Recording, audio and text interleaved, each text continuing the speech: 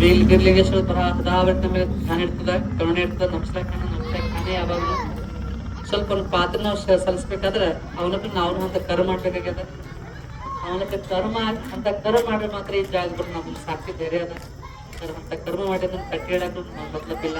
ಅವರೇ ಅಂತ ಧರ್ಮಾತ್ಮ ಆಗಿ ಕಟ್ಟಿಗೆ ಬರೋರಿ.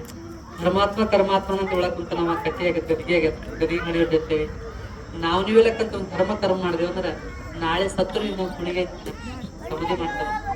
ಇವತ್ತು ಕುಂತೆ ಮಾತಾಡ್ತಲ್ಲ, ಇವ್ರಿಗೆ ಇಷ್ಟದಿಲ್ಲ, ನಿಮ್ಗೆಲ್ಲರೂ ಇಷ್ಟ ಇರುತ್ತೆ.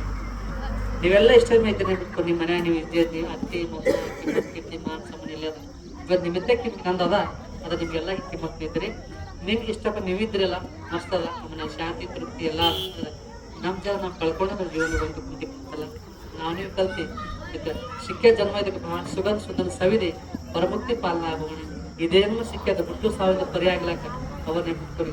ಜನ್ಮ ಮತ್ ಹುಟ್ಟೋದು ಬೇಡ, ಮತ್ ಸಾಯೋದು ಬೇಡ. ಇದು ಜೀವನ ಇಟ್ಟೆ ಸಾಯಿ ಬಿಟ್ಟು ಇದೇ ಬಡ್ಕು ಅಳು ನಗು ಇದೇ ಜನರಿಗೆ ಮತ್ತೇನಿಲ್ಲ. ಯಾವ್ದ್ರಿಂದ ಇಷ್ಟೇ ತಿನ್ನು ಮಾರಾ ಜನ್ಮ ಸಿಕ್ಕದ ಮುಕ್ತಿ ಆಗ್ಲಾಕ ನಾವು ನೀವು ಮುಕ್ತಿಯಾಗಿ ಪರಮುಕ್ತಿ ಪಾಲನ ಆಗೋಣ.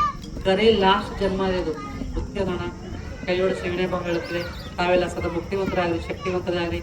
ಸಮರ್ಥ ಆ ಗುರುನಾಥ ಬೀರ್ಲಿಂಗೇಶ್ವರ ಮಾಡಿದ ಮೇಲೆ ಸದಾಬೃತ್ ನಮ್ಮೆಲ್ಲರ ಮೇಲೆ ನಂದಾದೀಪ್ ನಮ್ಮ ಮನೆಯೊಳಗೆ ನಂದಾದೀಪ ಗುರಿಲಿ ಸರ್ವೇ ಜನ ಸುಖನೆ ಭವಂತು. ಎರಡು ಮಾತಿಗೆ ವಿರಾಮ ಕೊಡ್ತೇನೆ. ಶರಣೋ ಶಂಕರಲಿಂಗೇಶ್ವರ ಮಹಾರಾಜ್ ಕಿ ಜೈ. ಜಯ ಜಯ ನಮ ಪಾರ್ವತಿಪತಿ ಶಿವ ಹರ ಹರ ಮಹಾದೇವ. ರಾಮ